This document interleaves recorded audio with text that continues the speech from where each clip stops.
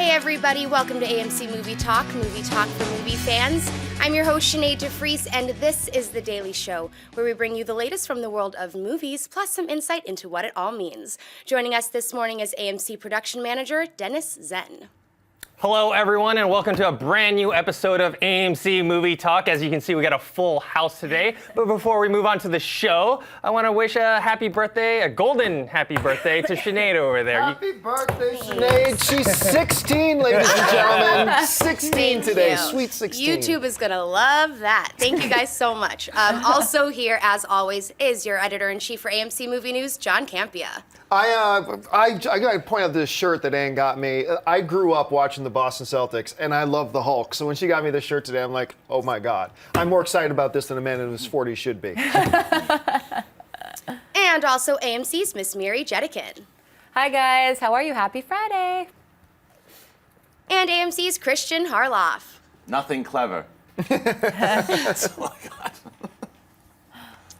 Yesterday, XMen Apocalypse director Bryan Singer announced on Twitter that the following actors had been cast: HBO's Game of Thrones star Sophie Turner as Jean Grey, 2013 indie favorite Mud's Ty Sheridan as Cyclops, and TV series House of Anubis star Alexandra Shipp as Storm. XMen Apocalypse will start shooting this spring and opens in AMC theaters on May 27, 2016. Dennis, what do you think of this casting announcement? I'm surprised, actually, because of the timing of it. Thursday, which leads into Friday. Usually the studios release bad news close to the weekend so they can hide it. Yeah, exactly. But yeah, I like this news. I like all three actors. I mean, we have Sophie Turner, who played Sansa Stark in Game of Thrones, who, you know, was kind of annoying in the beginning, but her character has really turned around. Ty Sheridan from Mud, which was my favorite movie of that year. Alexandra Shipp, I don't know too much about. I know she was in a TV movie version of the, what was that, the Drumline sequel or something like that. But I'm super excited about it. Miri? Yeah, I'm stoked. I'm the same as you. I don't know much about her, but I know that Sansa Stark isn't kind of an annoying character who becomes less annoying as she goes. But Sophie Turner's amazing, and Ty Sheridan is wonderful. And I just like the fact that there are these really exciting young actors that are breathing new life into an already wonderful franchise. So it's going to be exciting to see this next generation of characters that we've already seen and loved in the X-Men films. It's like phase 2. It's kind of exciting. John? Well, the one I have least opinion on here is Alexandra, because oddly enough, I am not the target audience for House of Anubis.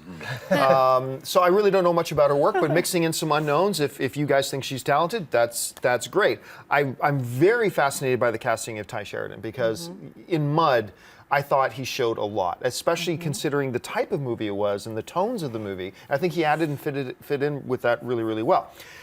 If you had asked me this a year ago and said that, you know, the girl who plays Sansa is going to be your new Jean Grey, a year ago I would have said that's awful. That's awful, because I've always thought she was very much a weak link in that show. But when you got into the last season of Game of Thrones and they started to change her character, you realize, no, I think for a couple seasons they were just mishandling the character.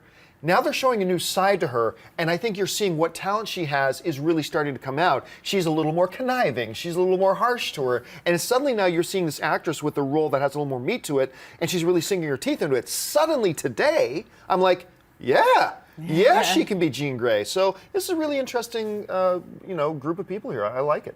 Christian? I love this casting. I mean, I love it. And I think for the main reason I love it, you look at the pictures and compare them, they look more like the characters than people who have played them in the past. Yeah, that's true. So with the Storm casting, I'm not familiar with her work either. But she looks like the character. They're casting well, so I say let's have faith in it and hope it works.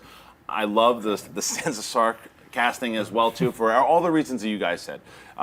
She really stepped it up in the last few seasons. Her character's become powerful. Jean Grey, powerful character, My favorite. and very strong. I love Jean Grey. Ty Sheridan's my favorite casting, because the reason why, not only is this kid a super talented actor, in Mud, we all know he was awesome, and then in Joe, Yeah. He was great. Yeah, However, yeah. he played the same character somewhat, the poor kind of Southern character. I want to see him go somewhere else, and this is somewhere else. So I'm very excited for that cast. Well, this cast makes the Fantastic Four babies look Yeah. old now. Look how young they look. It's true. And I don't know if you saw Sophie Turner's reply to Bryan Singer's tweet. She wrote OMG. So apparently she didn't really know. Wouldn't that be funny if Bryan Singer didn't even By let the way, them you got know the to part dance? on Twitter. Yeah. I guess she was up against Saoirse Ronan, which is, Yeah. a much more well-known actress Yeah. than she is, and she got But it I over think her. that's smart. I like when they do that because, like when Famke Janssen became Jean Grey, she wasn't as well known either. I think it's kind of good to cast people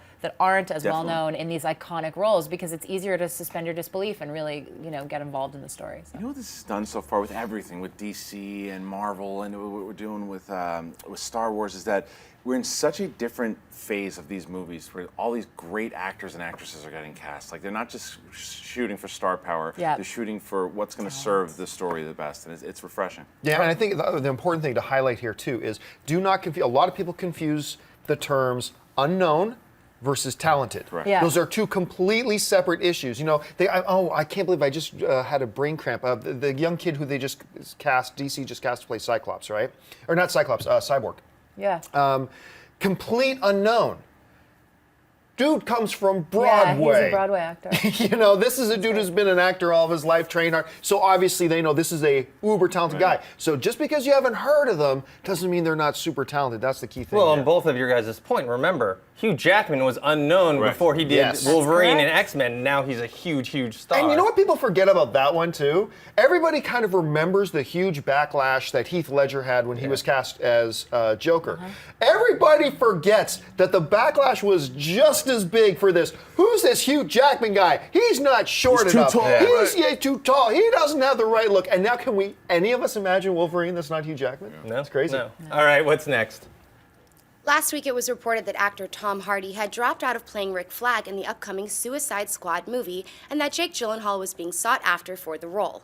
Now, it looks like Gyllenhaal has passed on the offer, and director David Ayer must look for another actor to play the leader of the Suicide Squad. John, what do you think of this news, and who do you think they should get to take the role? Well, it is kind of unfortunate that Gyllenhaal would pass on it, but then again, right now, the doors opening up for him right now as a result of Night Stalker are huge and many, and he's got a lot of options. And he's got to ask himself, what do I want to tie myself into right now? And besides, just looking more and more from what we're hearing, that Suicide Squad is really going to focus more on Jared Leto, Will Smith, and Margot Robbie, right? So a guy like him is looking at, so do I want to be the fourth bill? I'm at the peak of my power right now. Do I want to play the fourth build guy in a franchise thing? That's probably not the best move with me. Do I want to tie up 5 months in that when I could be doing something else? So it kind of makes sense. So who should they go for? That's my same answer to everything. There's 1,000 really talented actors out there who are probably good fit. And the fact that it is looking like it's going to be a fourth-tiered character, that gives you a little bit more flexibility. So just find somebody talented. Maybe Ty Sheridan's going to be available. So I don't know. Christian? It makes me a little nervous because the original rumors of Tom Hardy when we first reported on was that it was scheduling, and then he had to do press, but then there were rumors coming out that he didn't like the script.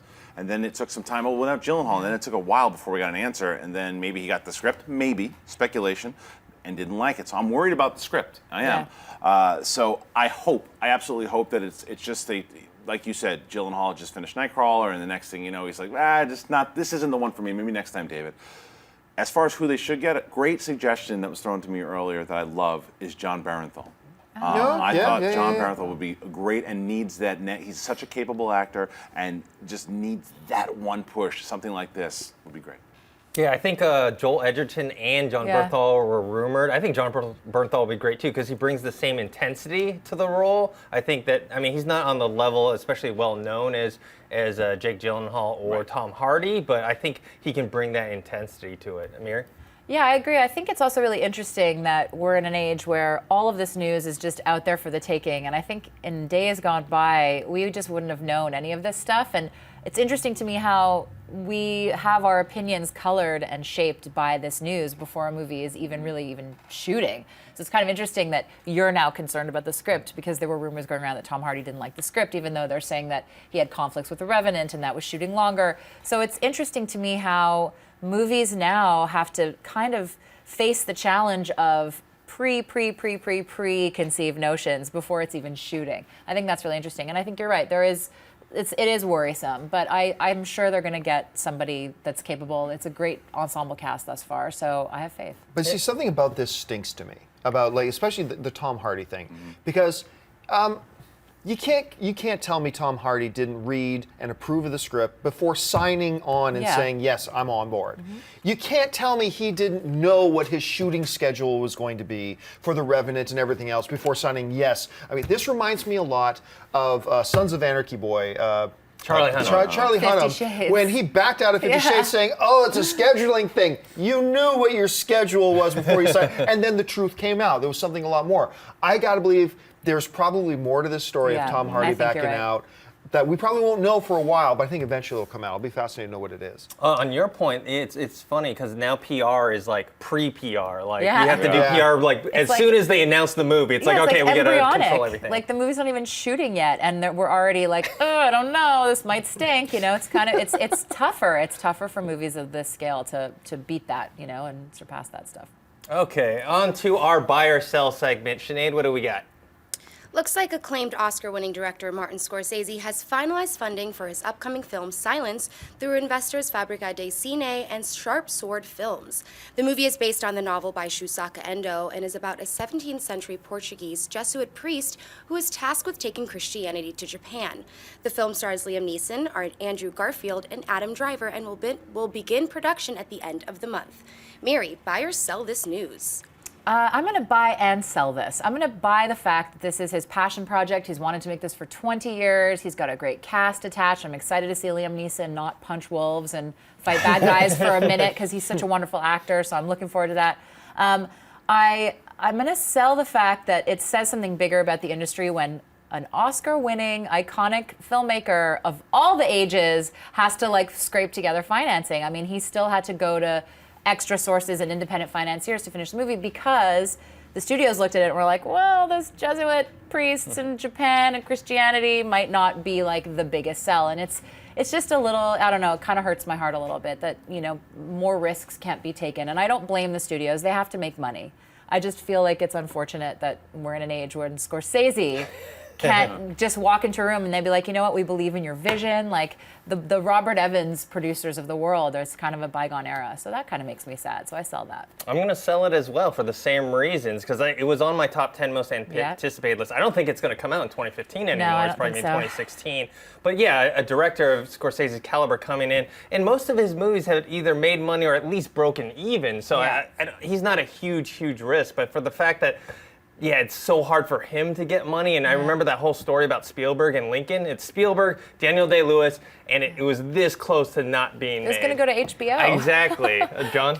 Well, look, first of all, I buy this news because I'm so thrilled with it. And one of the big reasons I'm thrilled with it is because I believe I have been a big fan of Andrew Garfield ever since The Social Network. I believe that dude was robbed not only of an Academy Award nomination for Best Supporting Actor, he should have won that award that year, and he wasn't even nominated. And I believe in a film like this, in the hands of a director like a Scorsese, I think we're really going to see what this kid is made of, and maybe I'll find out I'm dead wrong about it. But this will give us a chance. As far as the thing about Scorsese having to scrape together the financing, I'm actually completely cool with that. There is no director, not even Steven Spielberg, who can just squat over and crap out gold every time they do it.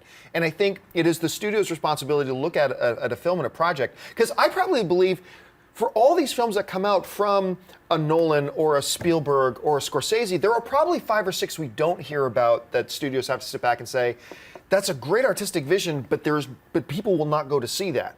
And I think it's healthy for a filmmaker like Scorsese when he's got to get back in the trenches of an indie filmmaker in many ways and go and fight and scrape and get that funding together for something that is probably not going to have broad market appeal. But I love that he can still do it. So for those reasons that you guys are selling it, I'm actually buying it for. I'm on your side too. I'm buying this. I buy everything about it because I like the fact that he's getting hungry, has to build up the money and do it, because guess what? If he does, when he does raise all the money, he's got enough friends that are pretty powerful. When he gets the movie made like a Spielberg, it's a fight, it's a struggle. But when he does, and he says, hey, remember that movie you guys didn't want to finance? Well, it just won the But best that happened picture. already with Wolf of Wall Street. Sure, it did. Granite did all the financing because no studio would touch it. But let it happen it's too again. risky. Let it happen again Yeah, because it's Scorsese, and the thing is, look, it stinks sometimes at certain filmmakers, especially some of Scorsese's caliber. But he's got the power and the name to make it happen. And look at the names that say, "Yeah, what are you doing? Let's go with you." Liam Neeson, all these guys. So the project itself, I buy big time because it's Scorsese. Anything the guy does, I will watch and probably love. And as far as all this stuff, I also agree with I can see what the studio says. I don't know if we can sell it. It's a business. It's a business. So if this particular studio doesn't feel that they could market this movie and sell this movie, more power to them. However, if Scorsese says, "Guess what, guys? You blew it," then like De Niro, "But you blew it." So that's it. All right, what's next? It's being rumored that Oscar-nominated actor Chiwetel Ejiofor is nearing a deal to appear in the upcoming Doctor Strange movie starring Benedict Cumberbatch. Marvel has not confirmed this report, and it is not known yet what role Ejiofor could be potentially playing. Doctor Strange opens in AMC theaters on November 4th, 2016. Christian, buy or sell this potential casting? Huge buy. I can't buy this anymore. This guy's the best. The funny thing is, had Chadwick Boseman not been announced as Black Panther and this story came out, everyone would be saying, "He's Black Panther! He's Black Panther!" But who cares what he plays? It's going to be big. He's going to be great. The fact to put, going back to the point we just made before of the type of talent that they're putting, him and Cumberbatch in the same movie, yeah, I mean, who's going to sell this? If anyone sells this, I'm sorry, guys, I'm leaving the table. John? I can't buy this enough. For 10 years, for nearly 10 years, I have said the single most underrated and underappreciated actor in the business today is Chiwetel Ejiofor. I've been saying it for 10 years. And for 10 years, I've been saying there are two guys that in the near future you are going to hear as regulars in Oscar conversations. Chiwetel Ejiofor and Justin Long. I'm batting 500. So not so correct on the Justin Long thing, but I still like Justin Long very much. This is great. This is one of the top 5 actors living and breathing and walking the face of the earth today. He's insane, and I've always said that adding talent is never a mistake. Yeah. And when going back to what you were talking about a little bit earlier about just the era that we're living in, when you're getting this type of talent on board, it hasn't happened yet. He's not on board yet. But dear heavens and my God, if they're able to land a Chiwetel Ejiofor Off of Benedict Cumberbatch, wow, just wow. So big buy. All right, Christian, get ready to leave this table. I'm selling it. What? Not because of Chiwetel Ejiofor. He's a great actor, right? And he'd be a welcome addition to the Marvel universe. But why waste him? That's what they did with Idris Elba. How do you know they're wasting him, though? What role is he going to take in Doctor Strange? You don't know. Maybe it's a spin-off into something else. This is what Marvel does, dude. They spin off people. Unless he's going to show up as Blade and they're going to make the Blade movies and he's going to be the lead. No, they're going to put him in a role that's like a villain for one movie or like some side character. It's a waste. Idris Elba, they wasted him in Thor. But I think you're being a little bit unfair here, Des, because like Idris Elba, yeah, that was one actor in a movie of like 10 other people, and he was put as the 10th billed actor who got like 5 minutes of screen time. If they did that with Doctor Strange, and if they cast Chiwetel Ejiofor and had him in for 5 minutes of screen time, I'm totally with you that it is a huge waste. I do not believe for a second they're looking at a Chiwetel Ejiofor to put him in a 5-minute role. I think he will be the second bill guy in this movie. I think he will have 40 minutes of screen time. I think he will be a major character. I hope I'm right, because if you're right, that'll suck. Yeah, if they put him, I will absolutely be, I'll be ranting and raving if that indeed is the case. Marvel also learns from mistakes, and hopefully they learn from the Idris Elba mistake. They kind of screwed themselves. Idris Elba wasn't at the caliber of where he is right now with the Oscars. At the time. At the time, correct. So I think it would be a huge. You're right, if that is indeed the case, but I can't imagine that. All right, Mary? Well, God, guys. I mean, I buy it and sell it now. Again, I agree with you. I think it would be a huge waste to not utilize his talent. But I also agree with John and with Christian in that he was announced kind of second out of the gates. So I feel like he's probably going to have a more significant role. Maybe that's wishful thinking. I think it would be a shame if he didn't, but I absolutely buy his casting, and I love the fact we've talked about this before on the show. Marvel is so smart about bringing in, the bona fides to be in these films, and it's sad that we need these guys to legitimize this content because it's so loved all over the world. But still, it's nice when Chiwetel Ejiofor says, yes, I will be in Doctor Strange, a comic book-based movie, and I love seeing the two worlds collide. And I know John's big dream is to see Daniel Day-Lewis one day be in a Marvel movie, and you know what? Every day I feel like maybe that's like a tiny bit more. There's nothing left to dream for once that happens. That's it. It's over. It's comic book movies are the now mic. done because it can't get any better. Yeah, so that's kind of, but I feel like we're on that path when guys like Chiwetel and Benedict Cumberbatch are doing these wonderful films. I mean, Cumberbatch has already done sort of a sci-fi film, but still, it would be cool. All right, before we get into Mailbag, earlier this week John got to interview one of the biggest names in sports, world champion boxer Manny Pacquiao. So we had a clip of him and John talking to him and the director Ryan Moore. So play that clip. One of the things I was so impressed with the documentary as well is that sometimes when you have people making documentaries about themselves, they want to show you all the success and all the great stuff and look how good I am. But you guys took time in the movie to show some of the losses, to show some of the failures, to show some of the setbacks, which for me made it more engaging. But why was it important to you to show both sides of your life, not just the great triumphs and the great victories? It's really important that in life, not always you'll be successful, but there's a time that you have to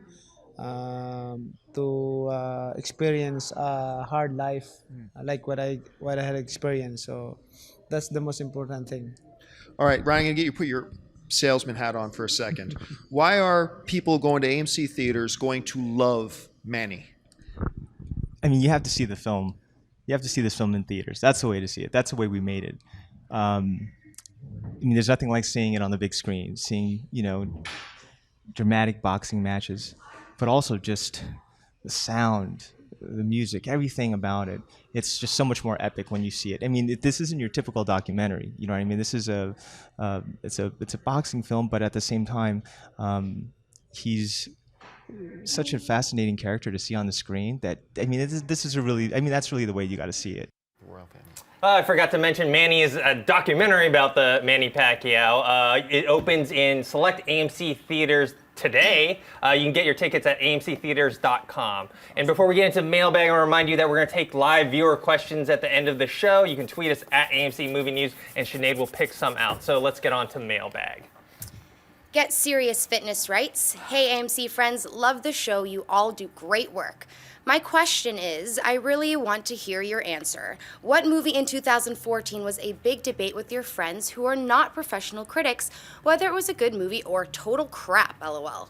Mine was Transformers 4. All my friends loved it, said it was the best one, and I wanted my 3 hours of my life back. Transformers 2, half of 3 and 4, it's all the same thing. Reboot, please. I cannot handle a Trans 5. For me, it was not Transformers, because most of my friends hated it, just like I did. Yeah. For me, it was Noah. It was a movie that I really liked and loved, and half my friends hated it. Can we high five right now? Because I love Noah. Thank you. So, but I got into big debates with my friends who absolutely hated it, so that was it for me. John? Okay. A film that I could have projected I would have arguments with, but I would have thought I'd be on the other end of the argument. Teenage Mutant Ninja Turtles. I walked in expecting to hate it as much as everybody else, and I walked out going, that was kind of fun. And I went back in and I watched it again like a few days later. And so I would get in a lot of fights with a lot of people about it. I just got to call it as I see it. I know the cool thing is to say that it was a terrible movie, and yeah, I get it. And I can totally see why. This is one of those things where you're crazy if you don't love it. No, I can see why people don't like it. But I really had a really good time with it and had a lot of debates with people. Miri? Actually, Inherent Vice was a big one for me because I loved it. I loved the book, and I know it's like a crazy, weird, out there movie. It's not necessarily my favorite PTA movie, but people really didn't like that movie and were like, "You like that movie?" And I had to kind of explain myself a lot of times. Another one that's surprising is Gone Girl, which I loved. Really? We did the spoilers for it. We loved it. I haven't talked to many people who liked it. Yeah, I've talked to several people that were like not into it. They thought it was contrived and the twist was too forced and whatever, and I don't understand that. I tend to like more movies than I dislike, so I'm always the one that's like, you didn't like that? Really? So, I don't know. Christian? Well, it's funny because I was one of the people with Inherent Vice on the other side. A lot of people didn't like it. But You were on the other side of the one I did like a lot, and that was This Is Where I Leave You. Yeah. Both Amy Rose and Miri were like, you like that movie? I loved This Is Where I Leave You. I watched it its twice in the moments. theater. And a lot of people did not like that movie. I've talked to so many people who thought Tina Fey was really bad in it, and it plodded along. For some reason, the movie really resonated with me. I enjoyed it. I thought Bateman was great. And Bad Words, some people didn't really dig it. I loved it. Thought it was one of my favorite comedies. You just love Bateman. I do. Bateman Festival. It's not a bad thing to do. Loving Bateman is not a wrong thing to do. All right, what's next? Israel Garcia writes, "Hello AMC crew, greetings from Mexico, and as a Mexican, I feel really good when you talk in a good way of the directors Cuarón, Del Toro, and Iñárritu. So my question is, what is your favorite Mexican director of those three, Cuarón, Del Toro, or Iñárritu?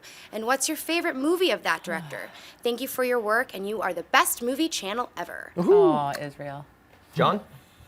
Del Toro. And for me, like one of the most haunting movies I've seen in forever was Pan's Labyrinth. I mean, there's so much. Pan's Labyrinth is not just a cool story. There are so many layers to that movie. When you sit down, you can watch that movie like 4 or 5. It's one of those great films you can watch it over and over again, and every time you watch it, you will discover a new nuance that you did not catch before.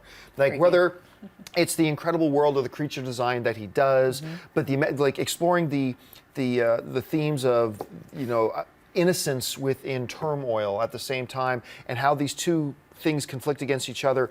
And then it ends in such a way that you're still not really sure. Like, I found the end of Inception, as much as I love Inception, I thought the end of Inception was a little bit of a cop-out. The whole, did it stand, did it not? That's a cop-out because you yourself didn't even want to bother answering it. But I did not feel that way about Pan's Labyrinth. That movie ends, it's like, you're still not really sure what was real, but it never felt like a cop-out to me. But then he's a director who can go from those types of depths to then doing a movie like Pacific Rim that is bombastic and huge and visual and exciting and all that kind of stuff. Like all these guys are magnificent, and I will watch anything they do. But for me right now, it's Del Toro. Christian? Cuarón. I've been a fan of him since Y Tu Mamá También. Oh yeah, that's a great film. That's very close to being my favorite, but I also he changed and set Harry Potter on a brand new direction. The third movie, Azkaban, absolutely just switched that movie into a dark tone and still keep the characters true to their form. And I thought he did a great job there. And I loved Gravity, and I'm happy to say it. I know it's I love cool. Gravity too. I know it's Who cool doesn't now. love There are a Gravity? lot of I people who like hate that movie. I guess that's one to put on the list. Yeah, I love I love Gravity. that movie.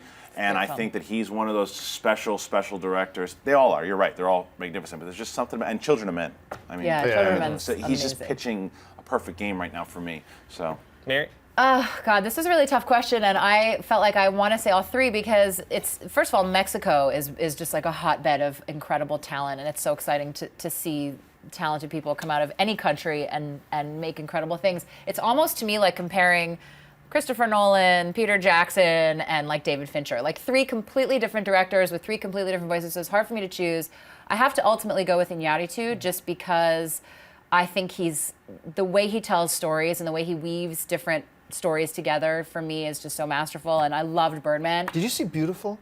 Yes. It wasn't that like it's so well amazing, directed, incredible, and I will watch anything Javier Bardem is in, anything, any day of the week. But I think for me, I just love the fact that he's on such a hot streak right now, and I'm so excited for The Revenant.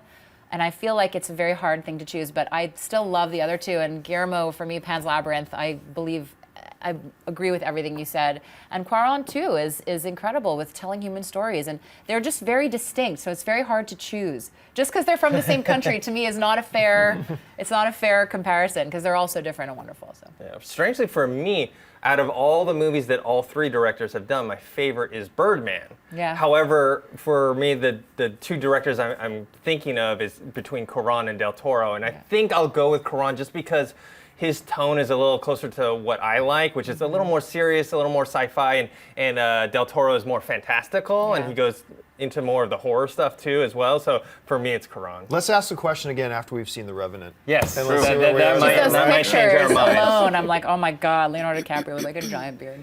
All right, that's it for Mailbag. We're going to take a couple of your live viewer questions. You can tweet us at AMC Movie News. So Sinead, what do we got? All right, the Dinosaur King asks, any hopes for a new Popeye movie or anything of the sort? I haven't heard anything. Have you either. guys? No. No, I can't see any studio thinking, yes, people are wanting a Popeye Yeah, the movie. first one was such a fight, right? to Well, make? not live action. Not live action, but if they're going to do it in the vein of the computer animation, if like Pixar got a Right. hold of it or something, I'd be okay with that. I don't know, but does a character like Popeye or Olive Oil or Brutus, do those characters resonate anymore with with the audience? I just don't know. Same could be said for Peanuts. I mean, I don't know about that. I think there's still. I think a lot of people still watch Peanuts every single. Charlie Brown Christmas. Charlie Brown Christmas every year. that's true. I mean, it's circulated more. That's for sure. But I mean, I think, and this goes back to conversation we've had on this show many times. It's just it's a matter of the team, the writer, the pitch, whoever goes in and says, look, here's the story that I have for Popeye. There's the one writer that you go, no, that's dated. It's not going to work. And then the other guy comes in with the clever vision. I don't think live action works. Popeye directed by Paul Thomas Anderson. The only reason I could see it getting made is I don't know if it has yet happened yet, but it either is or going to be soon be part of public domain, where you can take Popeye, anyone can take Popeye, and just like Sherlock, you can take Sherlock or Three Musketeers and make a movie out of it. Maybe that would be the reason, because it's a well-known name. Right. All right, what's next? Scott Kluna asks, do you guys think that Avengers 2 or Star Wars could crack 2 billion and beat the Avatar record? No.